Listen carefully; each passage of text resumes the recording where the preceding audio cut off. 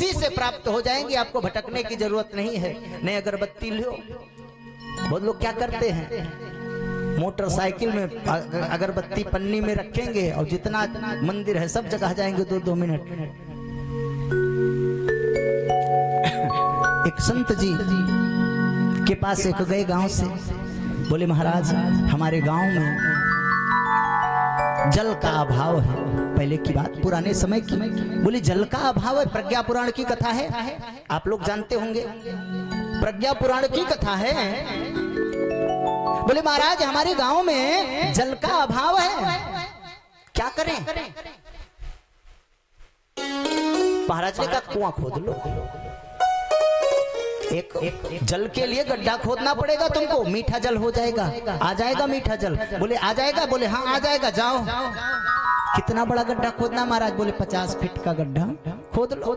वो आदमी गया, 50 फीट का गड्ढा खोदा और दूसरे दिन नाराज होकर संत के पास आया। बोले महाराज आप झूठ बोलते हो।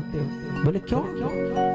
बोले हमने 50 फीट का गड्ढा खोदा, मेरा श्रम नाश हुआ, ठीक है कोई बात नहीं, मैंने मेहनत करी, उस मेहनत का परिणाम मुझे नहीं मिला, लेकिन आप संत होकर के क्यों झूठ बोलते? बोले हुआ क्या? बोले मैंने 50 फीट का गड्ढा खोदा और जल नहीं निकला।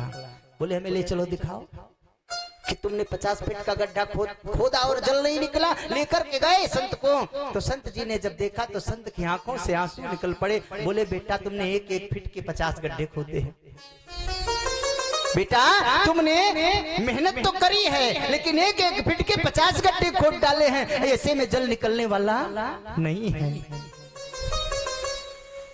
एक जगह खोदना सही है, एक जगह जब खोदोगे तो जल निकल आएगा। संत जी बता के चले गए। अब वो फिर लग गया, एक जगह खोदा, दूसरे दिन और नाराज होके फौड़वा लेके पहुंच गया हो।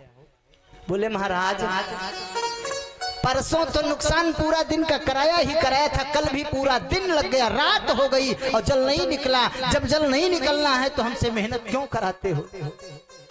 संत की आंखों में आंसू आ गए। बोले आज फिर कुछ उल्टा सीधा करके आ गया।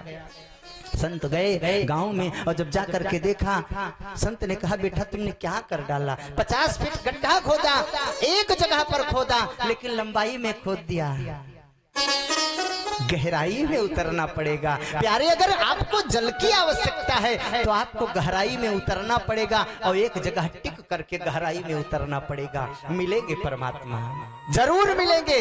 वही निर्गुण, वही निराकार ब्रह्म सगुण साकार रूप में होकर के हमको आपको मिलता है, मिल जाता है। लेकिन कम से कम एक जगह टिक के गहराई में तो उतरो प्यारे। चाहे हनुमान जी को मान लो, गोपाल जी को मान लो, माता जी को मान लो, गायत्री माता को मान लो। सिर्फ वेद माता गायत्री का ध्यान किया था, युग ऋषि बन गए। पंडित श्री राम शर्मा आचार्य जी युग ऋषि बने, कहीं भटके, कहीं नहीं गए, सिर्फ एक काम किया।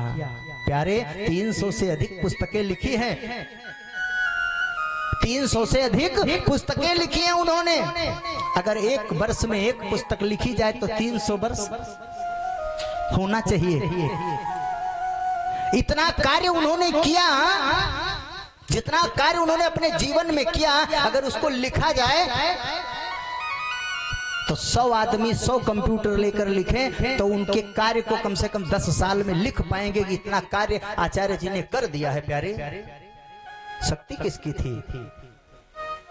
माता जी की शक्ति थी। और एक स्थान पर रुके और गहराई में घुसते चले गए, और जब गहराई में घुसते चले गए प्यारे तो उनको सब कुछ प्राप्त हो गया। और आज युग ऋषि बने। हमको आपको भी अगर कुछ लेना है, कुछ प्राप्त करना है तो 2-2 मिनट ये सर्रा वाली दौड़ बंद करो।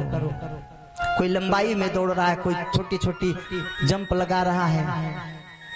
अब तो तमाम धर्म की दुकान खुल गई है, जगह जगह। हमारे पास आओ, हमारे पास आओ, 2-4 लाख रुपया ले लो, हमारे धर्म में शामिल हो जाओ, पैसों ले लो, तुम्हारा कुछ दिन काम चल जाएगा।